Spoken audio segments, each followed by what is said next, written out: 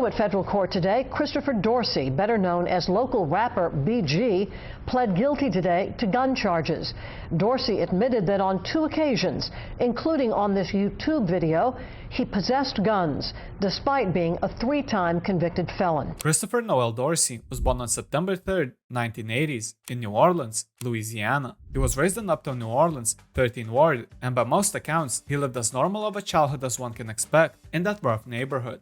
He and his family lived in a shotgun house on the corner of Valence and Magnolia Street, struggling but still managing to find a light in a dark situation, and like many of his peers, he began rapping purely for fun. Unfortunately, while life was already rough, Christopher's childhood was shattered at only 12 years of age. After spending the weekend at his father's home, he was picked up by his mother and taken to hers. When they arrived home, they were notified by police that Dorsey's dad had been just killed during a robbery moments after Dorsey and his mother had left. According to B.G., a couple of men kicked down his door and tried to rob him, to which he refused and started throwing hands. While he managed to land a good shot on one of the robbers, his partner opened fire and hit him multiple times, ultimately leaving him dead at the scene. To no surprise, the death of his father was devastating for Dorsey. With his father gone, he had to grow up fast, become a man from an early age, and figure out a way to start making money in order to help his family. While he was a class clown and made a lot of friends in his youth, including the one and only Soulja Slim, school was out of the picture, and later, he completely dropped out. In his own words, with no father figure in his life and a struggling mother stuck with 2 boys, he took it to one place he knew the best: the streets. He started hustling and selling drugs while still maintaining his passion for music and rapping on the side. Only a year later, at only 13 years old, B.G. suffered another loss after one of his friends got killed in the cold streets of New Orleans. According to B.G., it was known to them that his friend was snorting dope, so at his funeral, he and a couple of his friends decided to show respect in their own way by snorting a bag of dope themselves, and in his own words, the worst part about it was that I actually liked it. The funeral of his friend marked the start of his battle with heroin addiction, which continued to last for decades. Despite all of it, around the same time, some success started heading Dorsey's way after his barber Stan heard him spit rhymes at the barbershop. He was so impressed with the young one's skill that he decided to show him to 2 of his other clients, Brian Baby and Ronald Slim Williams, the heads of the then fledgling Cash Money Records. They came by the barbershop, and after they heard him spit, they added B.G. to their tiny roster. Not only that, but Baby and Slim even agreed to look after him after the Dorsey family moved to New Orleans East, allowing Dorsey to stay with them. Before becoming B.G., Dorsey was originally known as Lil Doogie and sometimes Gangsta D. Baby paired Doogie with another young rapper and new signee, a 12-year-old from Holly Group who rapped on the playground as Shrimp Daddy and pestered Cash Money into giving him work. Shrimp Daddy, who would later be known as Lil Wayne, changed his name to Baby D, and together with Doogie, they became the B.Gs, short for the Baby Gangstas. At only 15 years old, they released their debut called True Story in 1995. What should have been their collective work, in reality, it was primarily a Doogie solo effort, with Baby D only appearing on 3 tracks. While Wayne sounded nothing like he sounds today, primarily because he was only 12 years old and had a squeaky voice, Dorsey already had established a sound, which was hard, street, exceedingly confident, and all accompanied by a unique sense of flow. Like Pac, I'm in so much pain, I'm broke, I'm slinging in the rain, 14 is struggling, pocket full of crack cocaine. A year later, in 1996, Lil Doogie changed his name to B.G. and decided to fully immerse himself into the music game by transforming his street hustle into music. The same year, he released a solo debut album called Chopper City. While the album was originally credited to the B.Gs, Lil Wayne made no contribution to it, and B.G. was the sole lead artist. The album became one of the hottest albums in the South, with featured guest appearances from Bun B, Big Timers, Juvenile, and Mac, and was entirely produced by none other than Manny Fresh. While Chopper City failed to reach any US Billboard charts, it still sold over 100,000 copies, primarily in B.G.'s hometown of New Orleans. Street is what I'm into, you got it, I'm coming to get you, don't hesitate, nigga, other B.G. gon' have to split you. Only half a year after releasing his solo debut, B.G. released his second studio album called It's All On You, Volume 1, and by the end of the year, he once again released yet another album called It's All On You, Volume 2. While both of the albums performed fairly well, selling more than 200,000 copies each, reaching some Billboard success, and spreading B.G.'s name even more, It's All On You Volume 1 marked the first appearance of Hot Boys as a group and helped them to reach success with their debut album. I'm about money and power, birds and collecting riches, eliminating snitches, bodies and dishes. You see, while B.G was gaining a lot of traction as a solo artist, Baby thought it was a good idea to capitalize even more from the situation by putting B.G, Lil Wayne, Juvenile, and Turk into one group and naming them Hot Boys. Following the release of It's All On You, Volume 1, Hot Boys released their debut album called Get It How You Live on October 28, 1997. The album was a great success, peaking at number 37 on the Billboard Top R&B album charts and selling over 300,000 copies, primarily in New Orleans. With B.G's solo career skyrocketing to the top of the local charts and the massive success of Hot Boy's debut album, Cash Money Records caught the attention of one of the biggest record labels at the time, Universal Music Group. Years later, during an interview, Juvenile claimed that one of the biggest reasons why Cash Money was spotted by Universal was solely because of B.G and his intense work ethic, releasing album after album with great success. Only a couple of months later, in March 1998, Cash Money signed a 3-year distribution deal with Universal Records for $30 million. The deal with Universal became a pivotal point for Cash Money as a whole. While they were already dominating the scene locally, the deal helped to spread the word of Cash Money throughout the entire nation. With an exponentially increased new budget, the label began releasing albums by storm, with many becoming a great success, including B.G's. But while he was achieving new heights in the music game, his troubled past was slowly starting to catch up with him. Shortly after recording his debut, Dorsey was picked up and charged as a juvenile for possession of a firearm, crack, and weed. He was found guilty on all 3 charges, but miraculously was only given probation. While it seemed like he got away pretty easily with charges that could have landed him in the prison cell for at least a couple of years, the luck didn't last long. Despite getting a second chance, he violated his probation and ultimately ended up locked up for 2 months. After serving his sentence, only a few months later, he once again got into trouble, but this time, the sentence was much harsher than the first time. The story goes that one day while driving, B.G got pulled over by police officers who decided to perform a car search. During it, they managed to find 30 Valiums in his car and also 2 ounces of weed. He got arrested and charged with drug possession charges. When it came down to sentencing, the judge wanted to give him 3 years, but thankfully, the sentence was reduced to only 8 months in jail.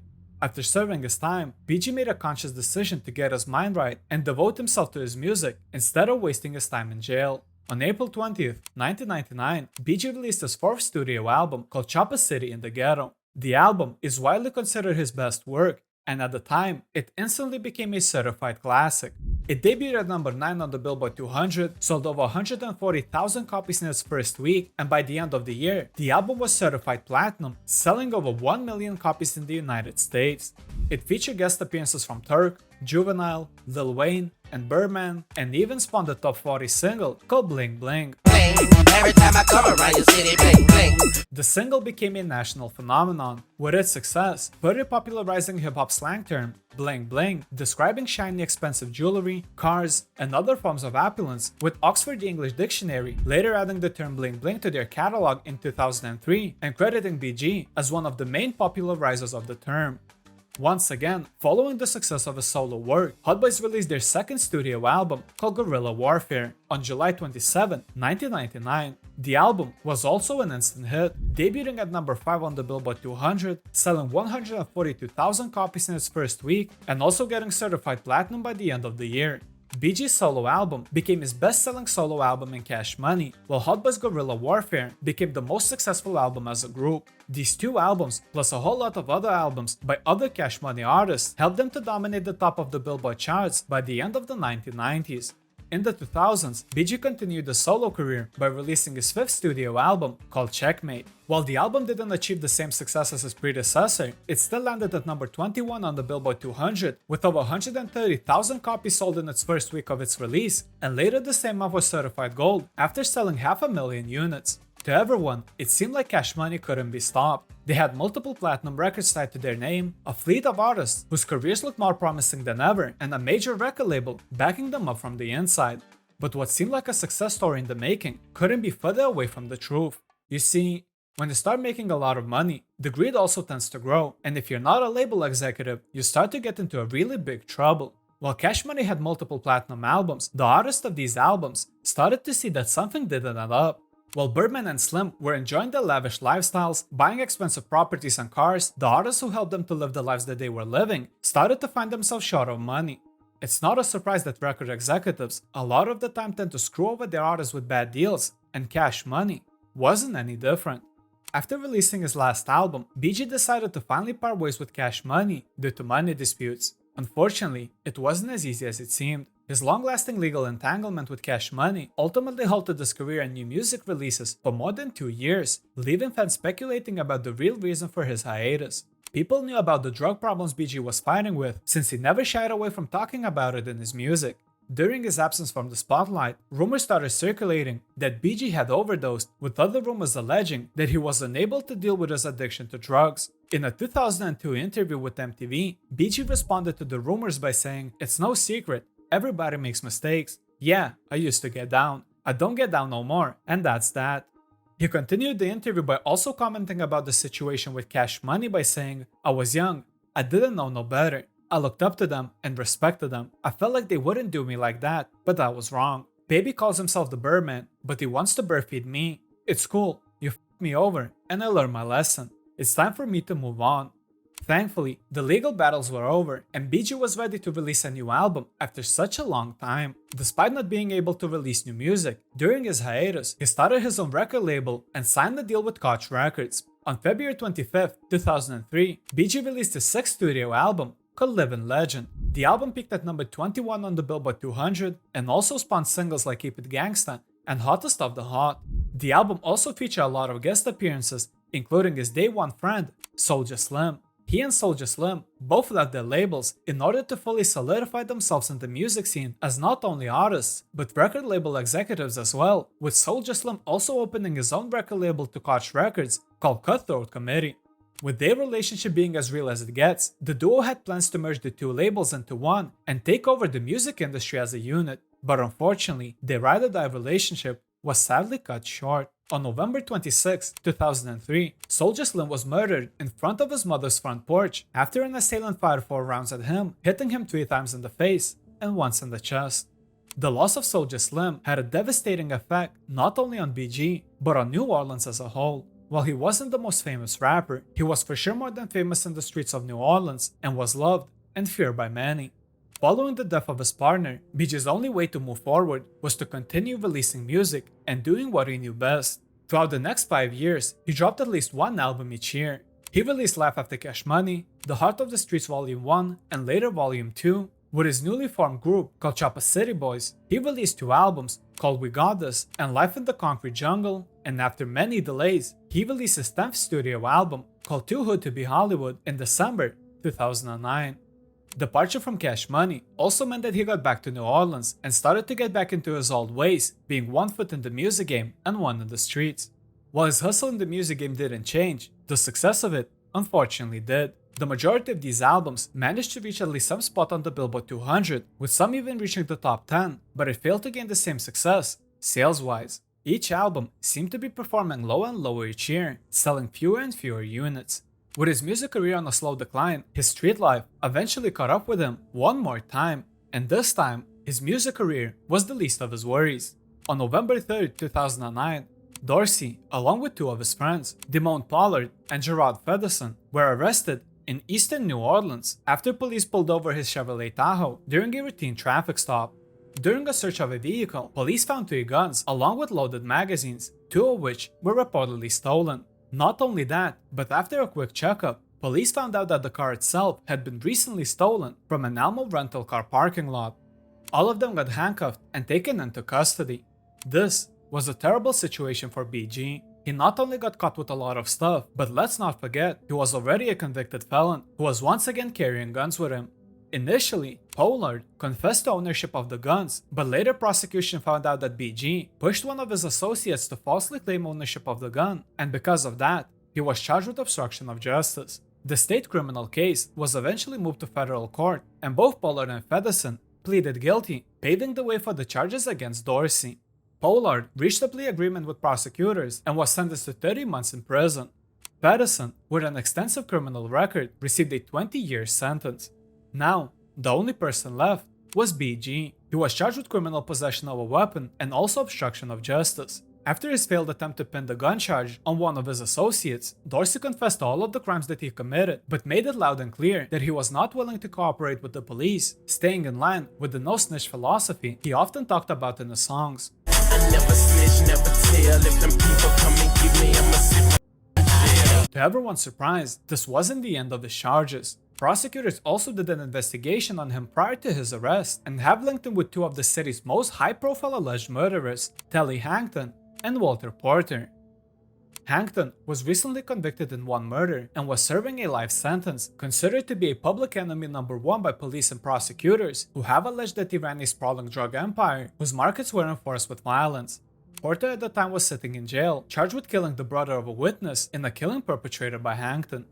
To show the link between them and B.G., the prosecution used video evidence as well as his music to showcase his association and even claimed that some of his songs and videos may have contributed to the murders of young people in New Orleans. For example, one of the videos that prosecution tried to use as evidence was Dorsey looking straight into the camera and saying, "Free Telly Hankton, one of the realest in the city."